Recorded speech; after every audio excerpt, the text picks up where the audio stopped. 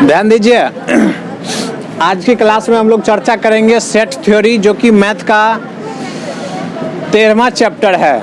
Set theory math का 13वां chapter. तो आप लोग ध्यान से सुनेंगे।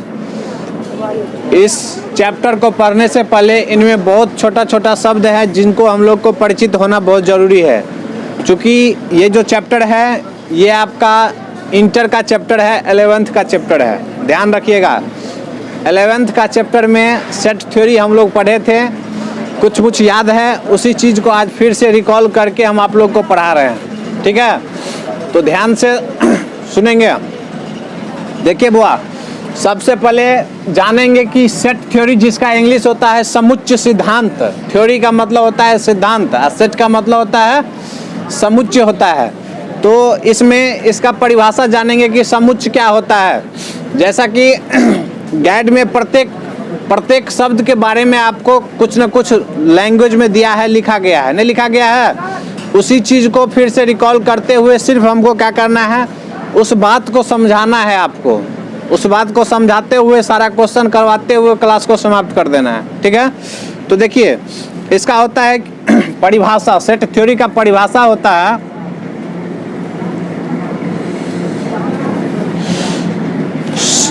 वस्तुओं के सुनिश्चित संग्रह को, वस्तुओं के, ध्यान दीजिए बुआ, वस्तुओं के सुनिश्चित वस्तुओं के सुनिश्चित संग्रह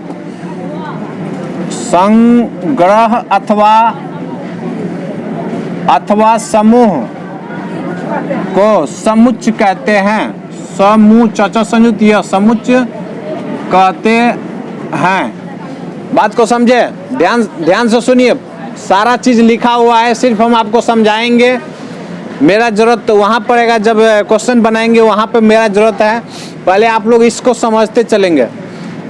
समुच्चय का बुआ परिभाषा होता है समुच्चय का कि वस्तुओं के सुनिश्चित संग्रह अथवा समूह को ही क्या कहते हैं, समुच्चय कहते हैं। चाहे वस्तु हो, चाहे कोई भी आंकड़ा हो, चाहे कुछ भी हो, उसका जो सुनिश्चित एगो संग्रह करेंगे, इकट्ठा करेंगे, एक जगह करेंगे, उसे ही क्या कहेंगे, समुच्चय कहेंगे।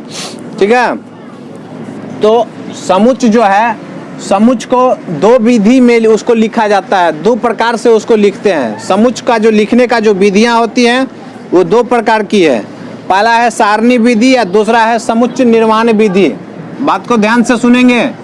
पहला है सारणी विधि और दूसरा है समुच्चय निर्माण विधि। समुच्चय निर्माण विधि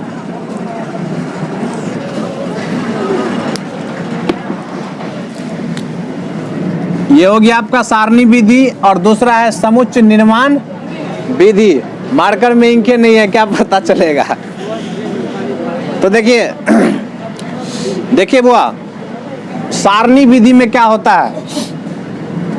सारणी विधि में सबसे पहली बात कि समुच्चय को जो लिखेंगे, तो समुच्चय का जो लिखने का तरीका होता है वो होता है मध्यम कोष्ठ के अंदर उसको लिखते हैं। किसी भी आंकड़ा को क्या करेंगे, वो अगर लिखना रहेगा तो उसको किसके अंदर लिखेंगे, हाँ, मध्यम कोष्ठ के अंदर लिखेंगे। मान के चलो कि गिनती का संख्या जो है सो एक डाटा है, आंकड़ा है, तो समुच्चय को अगर हमको दिखाना रहेगा तो समुच्चय ए बराबर क्या लिखेंगे उसको, जैसे 1 2 3 4 5 6 कभी भी आपको देखने को मिलेगा तो ये मध्यम कोष्ठ के अंदर ही आंकड़ा मिलेगा। ठीक है, तो इसमें ये होता है। तो ये जो लिखा जाता है वो सारणी विधि में ही लिखा जाता है। बात को समझे, इस चीज को जो लिखते हैं तो उसका अध्ययन हम लोग सारणी विधि में ही करते हैं। दूसरा होता है ये समुच्चय निर्माण विधि।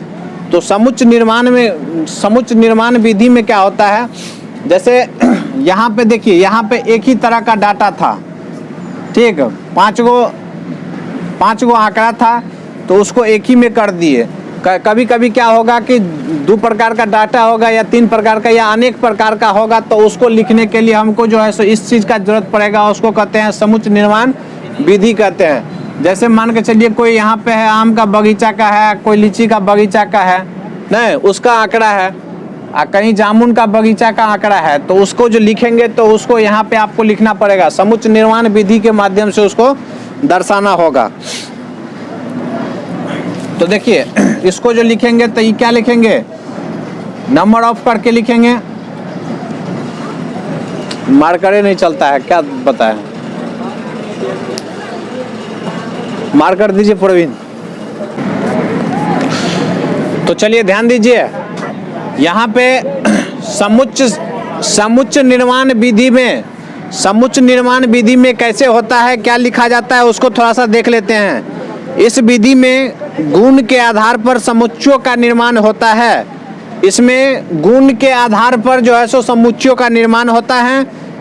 जैसे में है कि समुच्चय बराबर 6 से छोटी प्राकृतिक संख्या, यानी इसका गुण ये हुआ कि वो 6 से छोटा है। बात को समझें। इसमें जैसे यहाँ पे लिखे, इसमें देखो यहाँ पे मान के चलो यहाँ तक 5 तक लिए थे तो इसमें लिखे हैं, लेकिन अगर आप उस चीज़ को नहीं भी लिखेंगे, डायरेक्ट लिख देंगे कि 6 से छोटी प्राकृतिक संख्या, तो समझ में आ जाएगा। ठीक है, उस पर भी आप बना सकते हैं। तो ये हुआ, इसमें अंतर हुआ थोड़ा सा, इससे हट करके थोड़ा सा ये अंतर हुआ। इसके बाद है किसी समुच्चय के अवयवों की संख्या को मझला कोष्ठ के में कॉमा दे करके लिखा जाता है तथा अवयवों की संख्या को नंबर ऑफ ए एलिमेंट से निरूपित किया जाता है। आपको पहले ही बताएं कि ये देखिए, ये जो है जैसे मान के चलिए ये मध्यम कोष्ठ है, यहाँ पे देख रहे हैं ए, यहाँ पे 2, यहाँ पे 3, यहाँ पे 4 है और ये 5 है। तो ये सब जो भी हैं ये सभी का सभी अवयव कहलाता है। ये अवयव कहलाया और इसको समुच्चय बोलेंगे। अगर ए बराबर क्या हुआ, समुच्चय हुआ, तो समुच्चय का एक दूसरा भी परिभाषा हो सकता है कि अवयवों के समूह को ही क्या कहते हैं, समुच्चय कहते हैं। तो उसको ध्यान रखेंगे। इसके बाद आता है समुच्चयों का प्रकार। अगला जो टॉपिक होगा वो होगा समुच्चय का प्रकार। समुच्चय का प्रकार। तो देखिए समुच्चय जो है आपको 4-5 प्रकार का होता है, उनको थोड़ा थोड़ा हिंट्स कर देते हैं। पहला में एकल समुच्चय। एकल समुच्चय, जिस समुच्चय में एक और केवल एक सदस्य हो उसे क्या कहेंगे, एकल सदस्य कहेंगे। पहला में आ गया एकल सदस्य, एकल सदस्य। दूसरा में है युग्म समुच्चय। तो नाम से ही स्पष्ट है, एकल सदस्य में केवल क्या होगा, एगो सदस्य होगा उसमें। और युग्म सदस्य में क्या होगा, किसी समुच्चय के 2 और केवल 2 सदस्य हो उसे ही क्या कहेंगे, युग्म समुच्चय कहेंगे। इसके बाद होता है परिमित समुच्चय। तीसरा समुच्चय का नाम है परिमित समुच्चय। वह समुच्चय जिसमें अवयवों को गिनती संभव है, ठीक है, जिसको हम लोग क्या कर सकते हैं, गिन सकते हैं, उसको बोलेंगे परिमित समुच्चय। ध्यान दीजिए, दूसरा में बोले थे बुआ युग्म समुच्चय, नहीं बोले थे युग्म समुच्चय। सभी याद हो जाएगा, थोड़ा सा पहले स्टार्ट करने दो, सभी याद करवा देते हैं। तीसरा में बोले परिमित समुच्चय, तीसरा में बोले परिमित समुच्चय। और चौथा में होता है अपरिमित समुच्चय, यानी जिसको गिना नहीं जा सकता है। तो चौथा में हो गया अपरिमित समुच्चय, अपरिमित समुच्चय। और जो अगला जो होता है वो होता है रिक्त समुच्चय। ठीक है, रिक्त समुच्चय से प्रश्न आता है, ध्यान दीजिए, रिक्त समुच्चय से क्या होता है, प्रश्न आता है। रिक्त समुच्चय किसे कहते हैं, वह समुच्चय जिसमें अवयवों की संख्या 0 होती है उसे ही क्या कहते हैं, रिक्त समुच्चय कहते हैं। हाँ देखो, रिक्त समुच्चय, रिक्त समुच्चय, रिक्त का मतलब तो आप लोग जानते ही हैं, रिक्त का मतलब खाली, यानी इसमें क्या होता है, अवयवों का संख्या नहीं होता है। समझ गए। संकेत में उसको फाई के द्वारा सूचित करते हैं। किसके द्वारा सूचित करते हैं, फाई को। ऐसे जो लिखा रहता है उसको फाई बोलते हैं, फाई। तो आपसे पूछेगा कि रिक्त समुच्चय को किससे सूचित करते हैं, तो फाई के द्वारा सूचित करते हैं। ठीक है, रिक्त समुच्चय में अवयवों की संख्या कितनी होती है, जीरो होती है मतलब कुछ नहीं होती है, समझ गए। तो इसमें अगर निकालेंगे जैसे नंबर ऑफ, यहाँ पे ये 5 बराबर क्या होगा, 0। जहाँ कभी आप लोग देखेंगे कि 5 के मतलब कथी, रिक्त समुच्चय न, रिक्त समुच्चय का अवयव क्या होगा, 0 होगा। ये एक नंबरिया में पूछेगा, दे देगा कि आपको ऐसे करके नंबर ऑफ 5 इजकल टू क्या, तो 0, ठीक है, याद रखिएगा।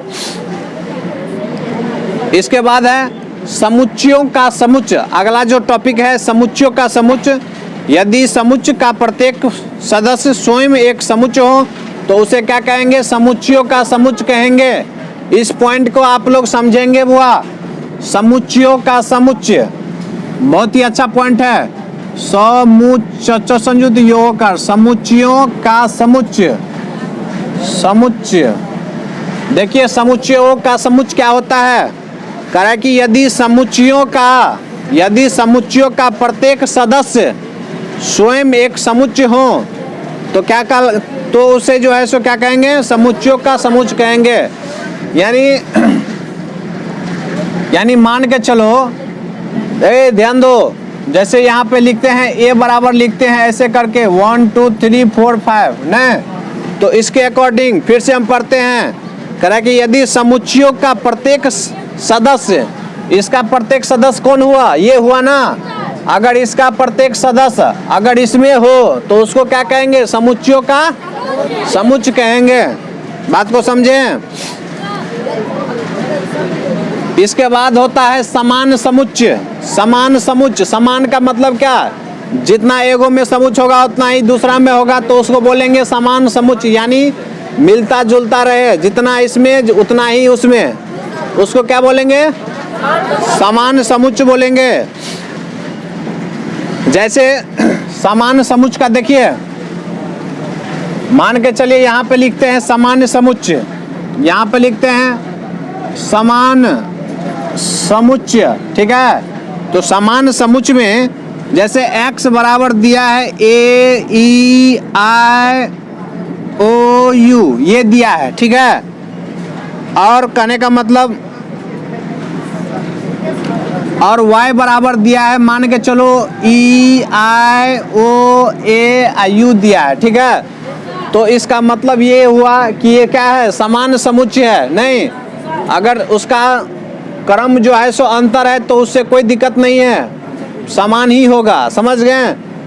AEIOU को आप IEOAU लिखिए, क्या कौन सा समुच्चय होगा, ये समान समुच्चय। आपको पूछेगा एक नंबरिया में, कहेगा कि निम्न में से ये किस प्रकार का समुच्चय है, तो किस प्रकार का, समान समुच्चय होगा, नहीं होगा, याद हुआ। इसके बाद एक होता है तुल्य समुच्चय। जिन दो समुच्चयों में अवयवों की संख्या समान हो उसे तुल्य समुच्चय कहते हैं। जिन दो समुच्चयों में, ध्यान दीजिए, कौन सा बोले, समान समुच्चय ना, अच्छा तुल्य समुच्चय। तो तुल्य में यानी तुलना करेंगे तो उसका अवयव क्या होगा, बराबर होगा। जैसे इसमें 3 गो तो इसमें भी क्या होगा, 3 गो। मान के चलिए यहाँ पे लिखे हैं जैसे x बराबर 1 2 3 4 5 गो दिए हैं और y बराबर इतना, तो इसको कौन सा समुच्चय बोल सकते हैं आप, तुल्य समुच्चय बोल सकते हैं। क्योंकि यहाँ पे 5 गो इसमें भी है और इसमें भी 5 गो है ना, या नहीं तो ऐसे करके बुआ, जैसे a बराबर मान के चलिए 1 2 3 है ना, तो इसको आप डायरेक्ट लिख सकते हैं नंबर ऑफ a बराबर 3। बात को समझे, क्योंकि इसमें 3 गो अवयव है और जो आपस में सभी जो है सो बराबर होगा।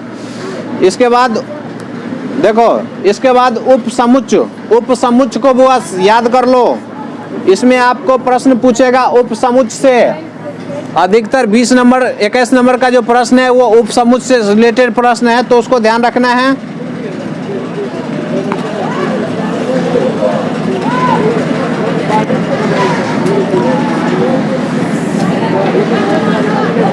तो उप समुच्चय को एक बार फिर से हम रिकॉल कर देते हैं। उप समुच्चय किसे कहते हैं, तो देखो, दो समुच्चय A और B में, दो समुच्चय A और B में यदि B के सभी सदस्य के अतिरिक्त A में कोई और सदस्य हो तो उसे कौन सा कहेंगे, सुनिए, इसको मिटाने दीजिए, ध्यान दीजिए। अभी हम बात कर रहे हैं उपसमुच्चय के बारे में, जिसको समझना काफी जरूरी है। दो समुच्चय ए और बी में यदि बी के सभी सदस्य समुच्चय ए के भी सदस्य हो तो उसे उपसमुच्चय कहेंगे। ध्यान दीजिए, ए सभी ध्यान दो। देखो, उपसमुच्चय के बारे में समझा रहे हैं। उपसमुच्चय को जानना बहुत जरूरी है। मैं बार बार एक ही चीज को बोल रहा हूं। उपसमुच्चय को समझिए आप लोग। उपसमुच्चय किसे कहते हैं? तो दो समुच्चय ए और बी में, ध्यान दीजिए, मान के चलो ये ए है, ये एगो बी है ना बउआ, ध्यान दो। तो ए और बी के सभी सदस्य, देखो, यदि इसका जो है बी वाला जो सदस्य है, बी का जो भी सदस्य इसमें होगा, अगर ये सभी इसमें मिले तो उसी को बोलते हैं उपसमुच्चय। बात को समझे? देखो, और उपसमुच्चय को जो लिखने का जो तरीका होता है वो ऐसे लिखेंगे, जैसे बी का ना है ये उपसमुच्चय, तो बी ऐसे ये ए लिखेंगे। बात को समझे? इसको इस चिन्ह को उपसमुच्चय बोलेंगे। ध्यान से देखिए, ये वाला जो चिन्ह है यू जैसे, इसको उपसमुच्चय बोलेंगे। ये पहले जो पहले लिखा रहे, जैसे यहाँ पे बी है तो इसको ऐसे पढ़ेंगे, बी उपसमुच्चय है किसका? ए का। बात को समझे? अच्छा, आपको जैसे देखो ऐसे है 5 7 8 ये दिया है, इसमें दे देगा 2 3, बोलेगा कि क्या जो है सो ये बी उपसमुच्चय ए है? बी उपसमुच्चय ए है? नहीं है। क्यों नहीं है? क्योंकि बी का प्रत्येक सदस्य उसमें नहीं है।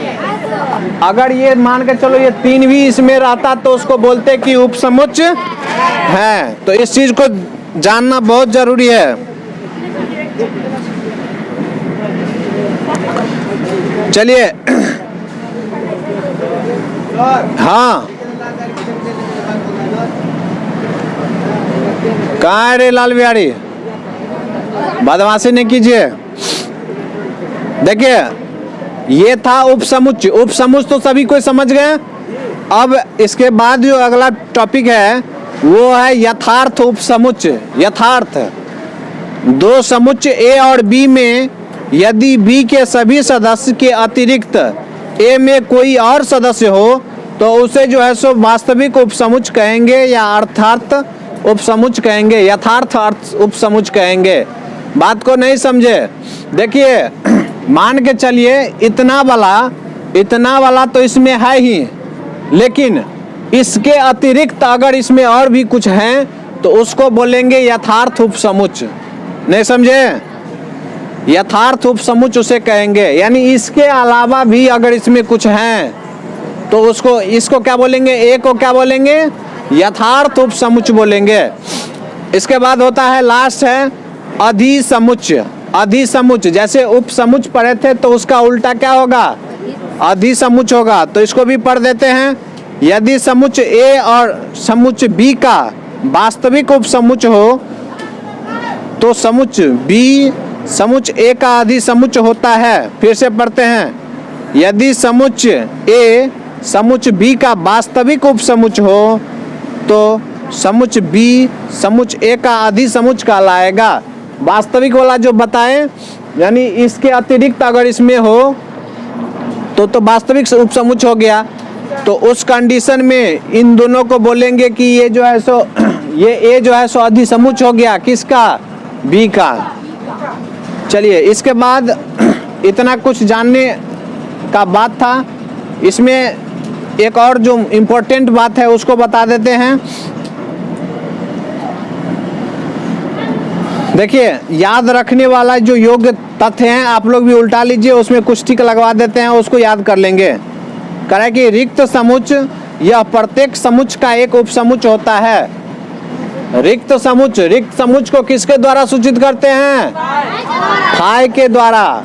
मान के चलो अगर नहीं है, उस सभी समुच्चय का एक समुच्चय होता है सभी समुच्चयों का समुच्चय क्या होता है? फाय होता है, जिसे रिक्त समुच्चय बोलते हैं। तो आप उसको बोल सकते हैं कि रिक्त समुच्चय या प्रत्येक समुच्चय का एक क्या होता है? उपसमुच्चय होता है।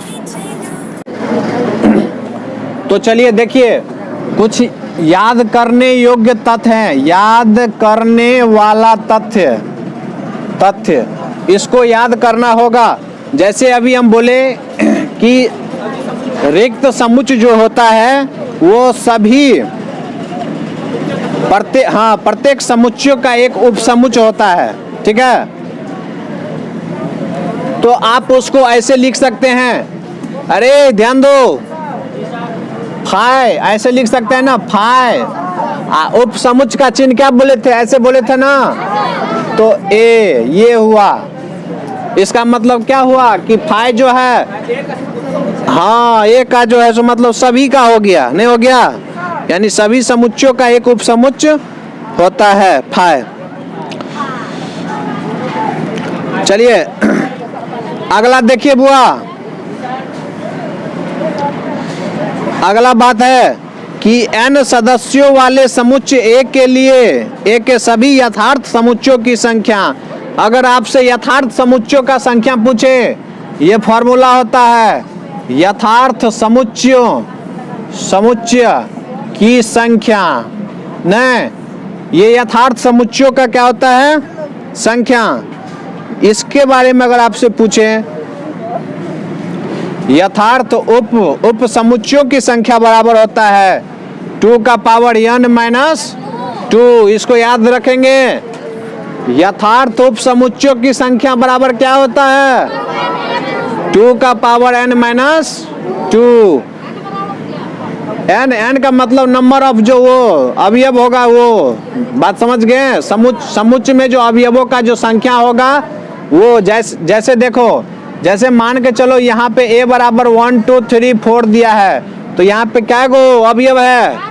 4 गो। तो यहाँ पे 2 का पावर 4 माइनस 2 लेंगे, तो 16 में से 2 गया तो कहते 14। तो यहाँ पे इस सवाल में यथार्थ उप समुच्चयों का संख्या कितना हो जाएगा? 14 हो जाएगा। बात को समझ रहे हैं ना? चलिए बहुत बढ़िया। इसके बाद ध्यान दीजिए, ये था यथार्थ, क्या था बुआ? ये था यथार्थ उप समुच्चय था ना जी। यथार्थ उप समुच्चयों की संख्या निकालने का सूत्र था, नहीं था? अरे यथार्थ उप समुच्चयों का जो संख्या होता है उसको निकालने का सूत्र होता है 2 का पावर n माइनस 2। अब सिर्फ पता करेंगे समुच्चयों का संख्या कैसे निकालेंगे, उसका सूत्र। तो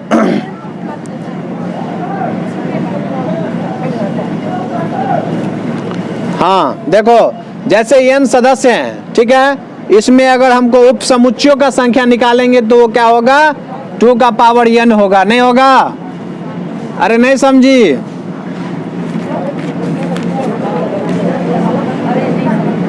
देखो n सदस्य वाले, ध्यान दीजिए, n सदस्य वाले समुच्चय A के सभी उप समुच्चयों की संख्या, ठीक है, बराबर क्या होता है? 2 का पावर n होता है। बात को समझे कि नहीं समझे? आपको क्या बोलेगा निकालने के लिए? n सदस्य वाले समुच्चय A के सभी उप समुच्चय का संख्या निकालने के लिए तो क्या करेंगे? 2 का पावर n होगा, नहीं होगा? बहुत बढ़िया।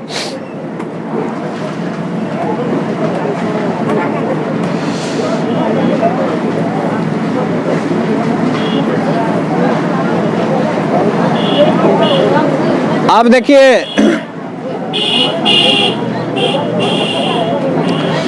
देखिए बुआ, अगला पॉइंट है समुच्चयों का सम्मिलन।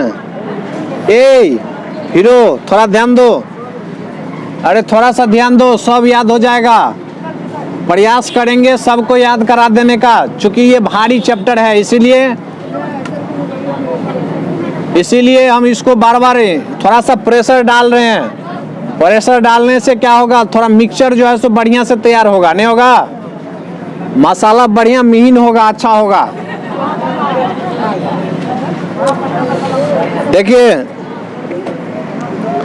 देखिए बुआ, इसके बाद होता है समुच्चयों का सम्मिलन। देखो, समुच्चयों का सम्मिलन ये क्या होता है, इसके बारे में थोड़ा जानते हैं। समुच्चयों का सम्मिलन, देखो बुआ, इसका मतलब ये होता है, आप इसको ऐसे लिख सकते हैं, ए यूनियन बी बोल सकते हैं। इंग्लिश में इसको क्या बोलेंगे, ए यूनियन बी बोलेंगे। क्या बोलेंगे, ए यूनियन, यू के आकार का है ना जी, इसीलिए इसको ए यूनियन बी बोलेंगे। क्या बोलेंगे, ए यूनियन बी। तो देखो इसमें क्या होता है, ए यूनियन बी में क्या होगा, देखो ए यूनियन बी, तो मान के चलिए यहाँ पे ए क्या है, ए समुच्चय है ना। तो देखो ए बराबर, देखो एग्जाम्पल के तौर पे समझा देते हैं, ध्यान दो। जैसे 1 2 3 है, ठीक है, और बी बराबर ऐसे है 2 3 4 है, ठीक है। तो आपसे पूछेगा ए यूनियन बी निकालने के लिए क्या करेंगे, लॉसो पढ़े है ना, लॉसो में जो मिलता है वो भी लेना है, जो नहीं मिलता है उसको भी लेना है। तो वही काम करेंगे, जो मिलता है दोनों में, देखो दोनों में क्या सब मिलता है, 2 3 तो मिलता ही है। जो नहीं मिलता है, कौन नहीं मिलता है, हाँ 1 4 भी नहीं मिलता है, तो उसको 1 4 भी ले लेंगे।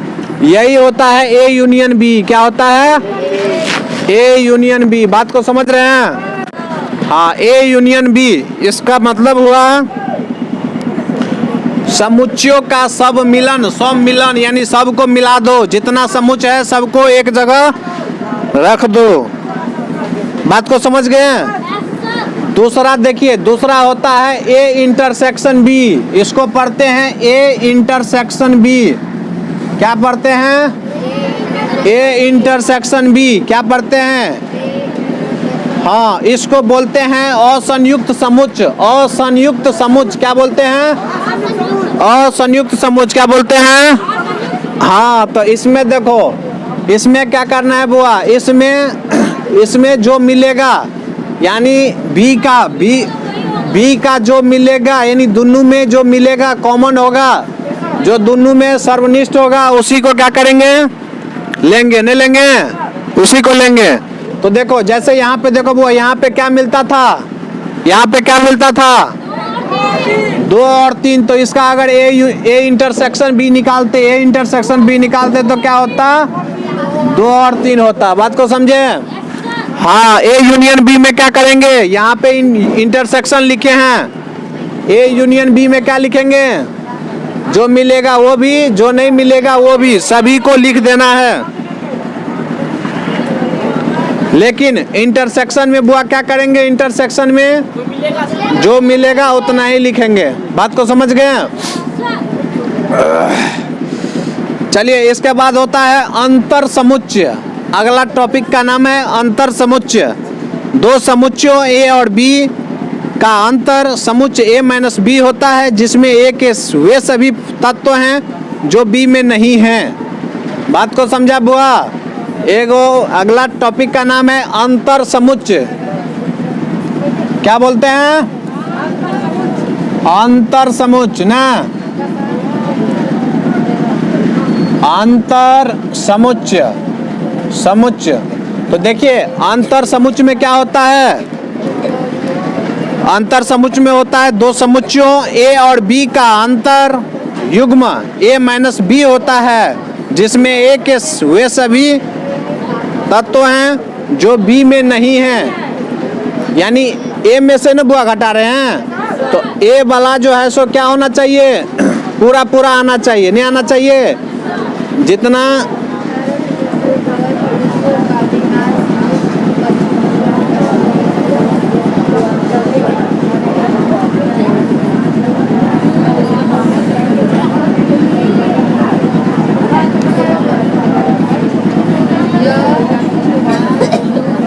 हाँ, ए के वे सभी सदस्य, सभी तत्व जो है सो जो बी में नहीं है। बहुत बढ़िया। उदाहरण के लिए देखो, इसका उदाहरण देखते हैं। जैसे a बराबर है 2 3 4 6 8 है ना, और b बराबर क्या है 1 3 4 8 है ना।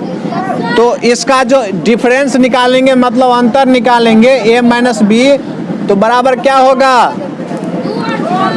2 और 6, जो इसमें होना चाहिए नहीं, जो कहने का मतलब क्या बोला था, a में जो नहीं हो वही ना बोला था। तो देखो क्या सब नहीं है, तो 2 और 6 नहीं है, तो वही होगा इसका। हाँ तो 4 है तो यहाँ पे 4 डाल दीजिए। तो इस तरह से इसका क्या हुआ 2 और 6 हुआ नहीं। बात को समझे या नहीं समझे?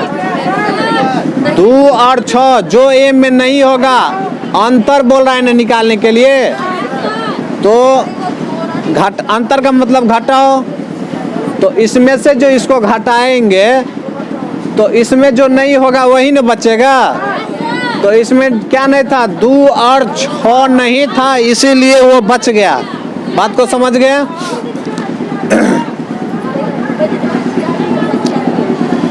इसके बाद देखो बुआ, इसके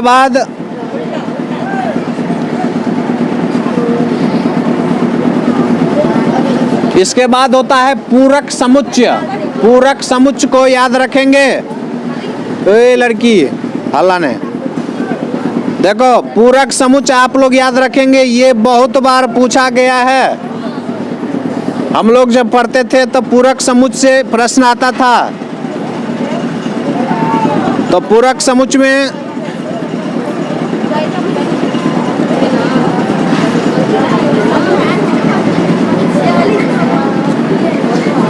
यहाँ पे देख रहे हैं, यहाँ पे ये वाला जो फार्मूला है, ये वाला फार्मूला, इन दोनों फार्मूला को सिर्फ याद कर लेना है। इसके बाद खेल खत्म। और ये एक है कार्तीय गुणन। ये लड़का इस देखो 2 गो फार्मूला अभी बोले हैं, कौन कौन सा फार्मूला उसको लिखते हैं यहाँ पे देखो, number of A union B बराबर number of A plus number of B intersection minus number of A intersection B. ये फार्मूला याद रखना है। किस कंडीशन में बुआ, इस फार्मूला को किस कंडीशन में लागू करेंगे? जब आपको नंबर ऑफ ए दिया रहे, नंबर ऑफ बी दिया रहे नहीं, और ए इंटरसेक्शन बी भी दिया रहे, ठीक है। तो उस कंडीशन में ये A union B, number of A union B निकालेंगे। बात को समझ रहे हैं? चलिए इसके बाद है, इसके बाद एगो समझ लेना है लास्ट, कार्तीय गुणन कैसे करते हैं। कार्तीय गुणन जो कि हम आपको अच्छा से बताते हैं, थोड़ा सा इसको साफ करते हैं।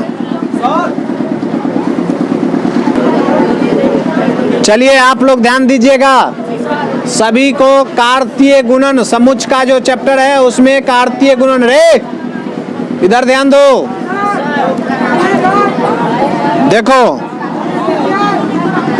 कार्तीय गुणन, देखो कार्तीय गुणन कैसे, बदमाशी नहीं करो मार लगेगा। बुआ इधर देखो, क्या हुआ?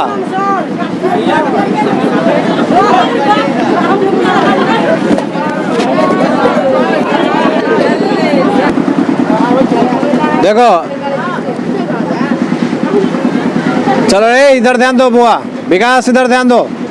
देखो कार्तीय गुणन बता रहे थे, कार्तीय गुणन यहाँ पे लिखे हैं कार्तीय गुणन। बात नहीं करो आपस में, इसी सब के कारण झगड़ा हो जाता है। तुमको थोड़ा सा रिलीफ मिल जाता है, झगड़ा मिल जाता है उधर। वही थोड़ा सा इधर उधर करता है, 10 लाठी खींच देंगे तो कुछ नहीं होगा। देखिए कार्तीय गुणन कैसे करते हैं। जैसे आपको a गुना b करना है, मतलब ये a क्या है रे, a क्या है, a समुच्चय है नहीं है, b भी समुच्चय है। दो गो समुच्चय को कैसे गुना करेंगे उसको कार्तीय गुणन बोलते हैं। उसको कैसे गुना करना है वो बताते हैं। जैसे देखिए a बराबर आपको दिया है 1 3, ठीक है, और b बराबर दिया है 4 5 दिया है ना। तो इसको जो गुना करेंगे तो देखिए पहले क्या करेंगे, इधर ध्यान दीजिए, यहाँ से इससे क्या करेंगे, इससे पहले इससे ई दोनों में गुना करेंगे, फिर इससे क्या करेंगे, ई दोनों में गुना करेंगे। तो देखिए इससे करेंगे तो क्या होगा, हाँ 1 4 होगा, नहीं होगा। दूसरा क्या होगा, देखो 1 5, तो 1 5, फिर क्या होगा 3 से, तो 3 4 और 3 5, समझे। यही होता है कार्तीय गुणन। जैसे देखो, रे हला नहीं करो, इधर ध्यान दो। जैसे a बराबर है 1 3 5 है, ठीक है। अब b बराबर आपको रहेगा 1 4 8 रहेगा, है ना। तो बोलेगा कार्तीय गुणन करने के लिए कैसे करेंगे, इसका पहले यहाँ से शुरू करेंगे, तीनों में करेंगे, नहीं करेंगे। तो देखो 1 1 होगा, फिर होगा 1 4, फिर होगा 1 8, फिर देखो इससे करेंगे 3 से, तो 3 1 3 4 3 8, फिर इससे करेंगे तो 5 1 5 4 और 5 8। ये हुआ कार्तीय गुणन। इसी तरह का गुणन करते हैं जो कि आपको प्रश्न पूछा भी है, ठीक है। जितना सुन लीजिए, जितना थ्योरी अभी हम लोग पढ़े हैं उसको एक बार पुनः चर्चा कर देते हैं, दोहरा देते हैं, ठीक है। पहले पढ़े थे समुच्चय किसे कहते हैं, ठीक। तो समुच्चय का परिभाषा बताए थे। सबसे पहले बताइए किनको याद है समुच्चय का परिभाषा, समुच्चय किसे कहते हैं, जल्दी बताइए। हाँ क्या होगा, जोर से बोलिए।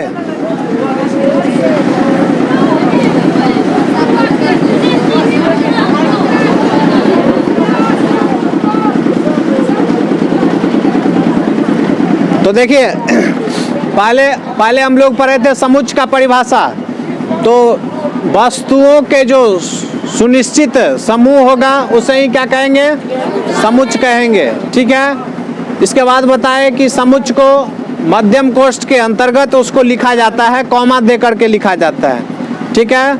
इसके बाद पढ़े थे समुच्चय का जो लिखने का जो विधि होता है वो बताए थे। समुच्चय का लिखने का 2 विधि होता है। पहला हो गया सारणीय विधि और दूसरा हो गया समुच्चय निर्माण विधि, नहीं हो गया। सारणी विधि में भी बताए थे, क्या बताए थे बोरे,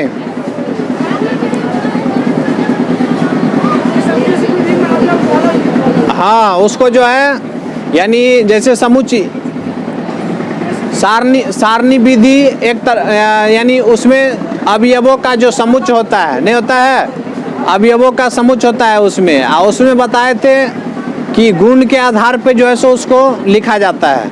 इसके बाद जो प्रकार था, समुच्चयों का प्रकार था, उसमें देखे थे, बहुत सारा देखे थे।